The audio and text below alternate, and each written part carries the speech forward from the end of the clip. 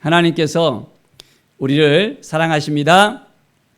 우리와 함께 하시는 하나님을 믿고 온전한 마음을 가지고 오늘도 나갈 때 놀라운 은혜가 우리 가운데 넘쳐날 것을 바라봅니다. 오늘 말씀은 마가복음 12장의 말씀입니다.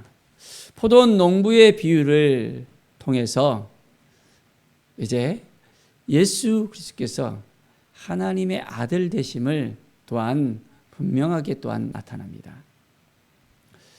하나님의 상속자로서 세움을 받았다는 것. 자, 그런데 이 포도원 비유를 통해서 우리에게 무엇을 또 깨닫게 하십니까? 한번 말씀을 볼까요?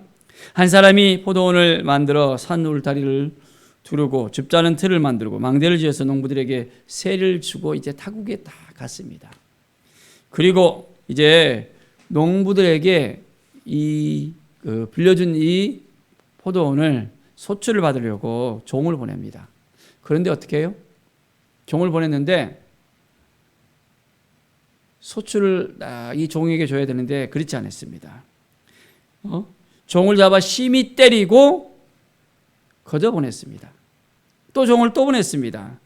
이제 머리에 상처를 내게 하고 능욕을 당하게 합니다.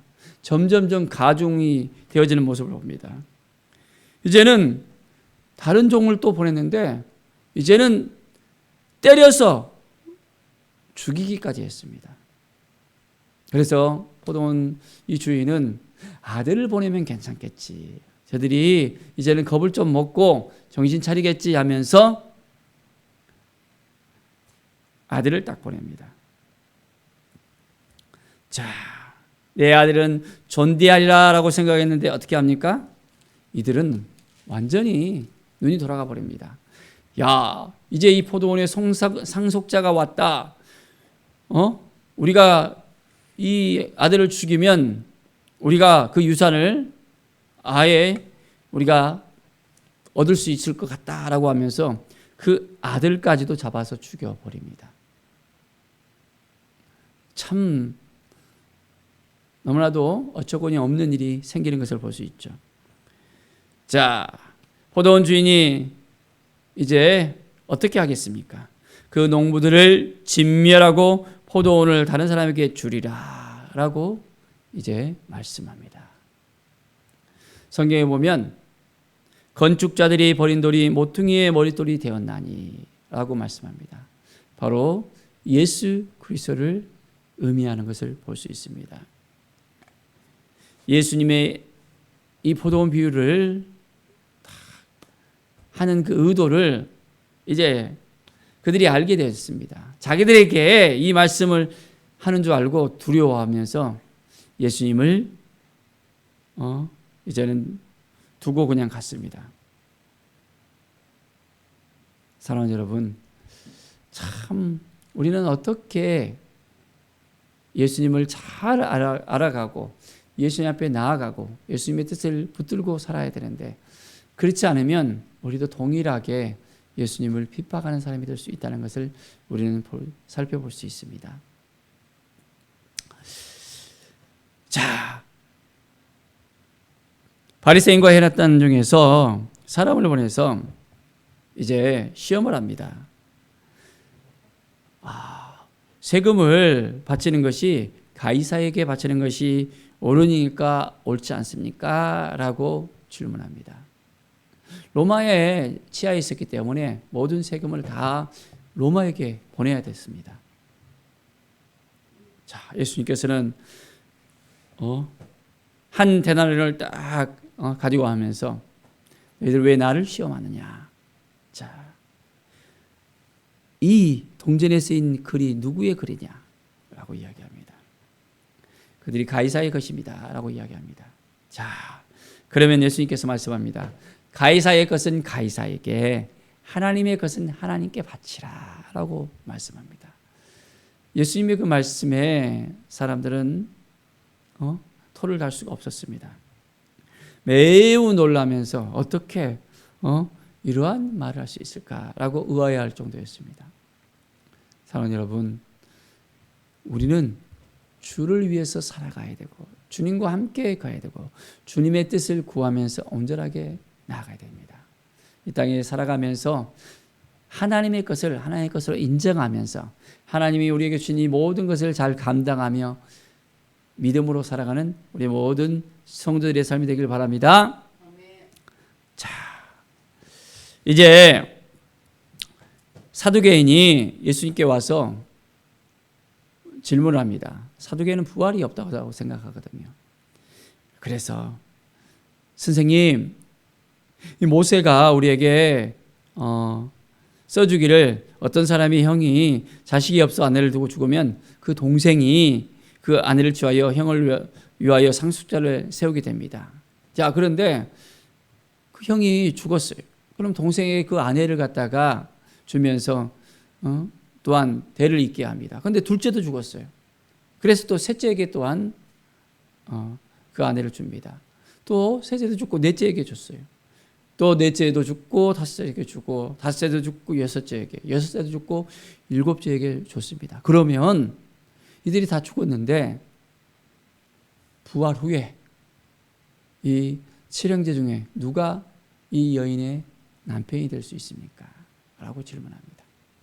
여러분은 어떻게 생각하십니까? 자, 부활 후에는 이제 장가도 가지 않고 시집도 가지 않고 천사들과 같이 된다고 했습니다. 영원한 몸이 되어져서 하나님 앞에 온전히 나올 수 있게 되었다는 것을 우리는 깨닫게 되어집니다. 늘 하나님의 말씀을 의지하면서 하나님을 붙들고 살아가는 우리들, 하나님의 뜻이 어디에 있는지를 우리가 깨닫고 온전히 주님께서 우리에게 말씀하신 것을 날마다 깨닫고 붙들고 믿음으로 살아가는 우리 모든 성도들이 되길 바랍니다. 자, 이제 서기관 중 한 사람이 계명에 대해서 물어봅니다. 모든 계명 중에 첫째가 무엇입니까? 여러분, 첫째가 뭐라고 생각하십니까? 예수님께서 말씀합니다. 첫째는 이것이니 이스라엘 아들아, 주 곧 우리 하나님은 유일한 주시라. 내 마음을 다하고 목숨을 다하고 뜻을 다하고 힘을 다하여 주 너의 하나님을 사랑하라 하신 것이요. 둘째는 이것이니 내 이웃을 내 자신과 같이 사랑하라 하신 것이니 이보다 더 큰 계명은 없느니라. 십계명을 축약을 해서 이제 하나님을 사랑하는 계명. 두 번째는 이웃을 내 몸같이 사랑하는 계명. 이것을 분명하게 이야기하고 있습니다.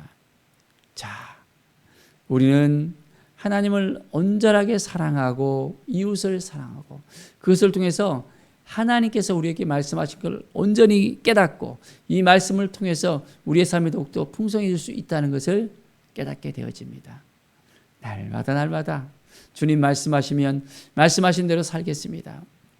여전히 깨닫지 못하고 부족한 저희들입니다. 그렇지만은 하나님이 말씀하시면 그 하나님의 말씀을 온전하게 붙들고 나가겠습니다. 라는 믿음의 고백이 있기를 간절히 축원드립니다. 네. 자, 이제 온전히 하나님을 의지한다는 것, 하나님을 바라본다는 거예요. 그게 얼마나 중요한지를 우리가 생각해 봅니다.